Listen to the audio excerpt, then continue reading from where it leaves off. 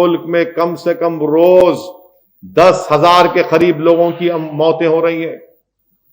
10,000 के करीब लोगों की मौतें हो रही हैं और ये तमाम जिम्मेदारी भारत के प्रधानमंत्री पर आयद होती है।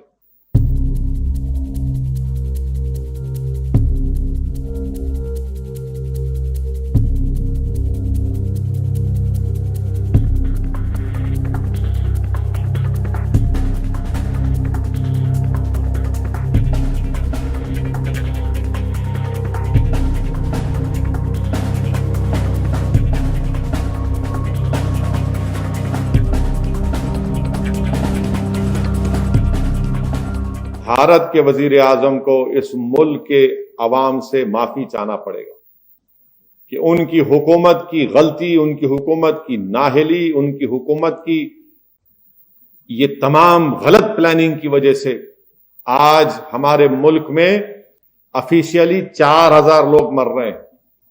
4,000 नहीं मर रहे, मैं जिम्मेदारी के साथ कह रहा हूं।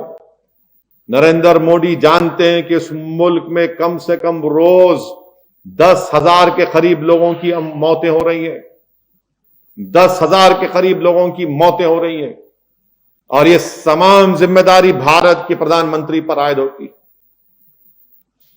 मेरे मुखालिफिन ये समझ रहे होंगे कि असदुद्दीन ओवैसी एक सियासी बात कर रहा है। नहीं कह रहा हूं, पूरे दलाइल के साथ कह रहा हूं कि इस हुकूमत को इनके साइंटिस्ट बोल चुके थे कि कोविड-19 कोरोना का दूसरा सेकेंड वेव आएगा, ये सो रहे थे। इनके पास सब चीज, हर चीज बता दी गई थी मगर इन्होंने कुछ तैयारी नहीं की।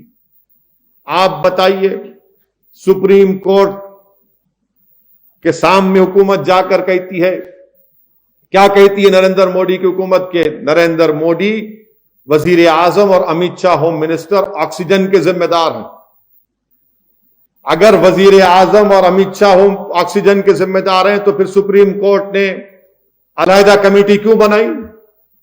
इसलिए बनाई कि सुप्रीम कोर्ट ने देख लिया कि वजीर आजम और होम मिनिस्टर पर भरोसा नहीं किया जा सकता, इसीलिए सुप्रीम कोर्ट ने एक एक्सपर्ट्स की कमेटी बना दी। क्या इस बात को नहीं मानते वजीर आजम कि सुप्रीम कोर्ट के सामने आपका एएसजी उठकर कहता है कि इस मुल्क में ऑक्सीजन की जिम्मेदारी वजीर आजम और वजीर दाखिला बजादे खुद की जिम्मेदारी है? तो फिर आज सुप्रीम कोर्ट ने आपकी बात को मुस्तरद क्यों किया? इसलिए मुस्तरद किया कि आप में वो काबिलियत नहीं है। सुप्रीम कोर्ट ने आप पर भरोसा नहीं किया। इखलाकी तौर पर आप हुकूमत करने का इख्तियार खो चुके हैं। सुप्रीम कोर्ट ने दूसरी बात क्या कही? सुप्रीम कोर्ट ने कहा कि आपकी वैक्सीन पॉलिसी भारत के आईन, भारत के संविधान में राइट टू लाइफ एक बुनियादी हक है, उसके खिलाफ है, उसके खिलाफ है। और आप क्या कर रहे हैं? किसी को अगर वैक्सीन लेना है तो उसमें उसको उस ऐप में जाओ, नाम अरे क्यों डालना चाहिए? निकाल के फेंकिए उसको। जिस किसी को इंजेक्शन लेना है पूरे लोग आएंगे, आप इंजेक्शन दो आप, मगर नहीं ऐप में जाओ। अरे ऐप में जाते नहीं है, वो गए भी तो फिर वो इंजेक्शन नहीं मिलता है। नरेंद्र मोदी की हुकूमत ने वैक्सीन नहीं दे रही है स्टेट गवर्नमेंट को। अगर वैक्सीन दे देते तो आज ये नौबत नहीं आती। आज लोग लेने तैयार है वैक्सीन, मगर वैक्सीन ही नहीं है। हम बहैसियत मुल्क अमेरिका के इस मौक़िफ़ की तायीद कर रहे हैं कि अमेरिका उस लाइसेंस को, जो दवाओं का लाइसेंस है, अमेरिका कह रहा है कि जो भी चाहे उसको बना ले। मगर हमारे मुल्क में वजीर आजम, आईसीएमआर ने कोवैक्सीन को बनाया और लाइसेंस दिया भारत बायोटेक को। आप क्यों नहीं देते दूसरे फार्मास्यूटिकल कंपनियों को? क्यों सिर्फ 2 कंपनी बनाएंगे? भारत के कानून में आपको इख्तियार है, पेटेंट एक्ट 92 के तहत, रूल्स के तहत, कंट्रोल एक्ट के तहत आप दे सकते हैं लाइसेंस, दीजिए ना। सिर्फ 2 कंपनियां कैसे बनाएंगे 137 करोड़ लोगों के लिए?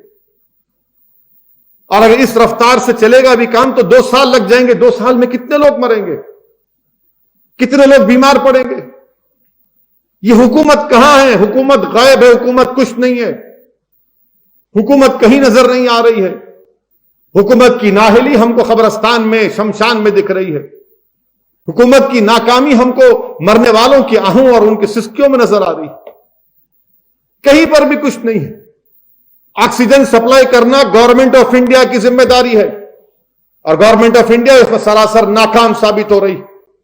ऑक्सीजन सप्लाई करना आपका काम है, भारत के वजीर आजम, ऑक्सीजन नहीं मिल रहा है, ऑक्सीजन नहीं मिल रहा है, बावजूद इसके आप झूठ बोल रहे हैं। आपकी सरकार ट्रेन में आया फुला, कहीं नहीं आ रहा, ऑक्सीजन नहीं मिल रहा है।